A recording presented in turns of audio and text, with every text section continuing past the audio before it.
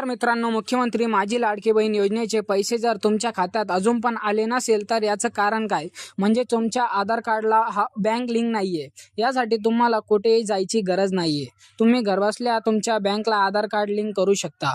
तेच बघण्या अगोदर अशाच नवनवीन योजनांची माहिती जाणून घेण्यासाठी आपला टेक महाशेतकरी यूट्यूब चॅनलला सबस्क्राईब करायला विसरू नका.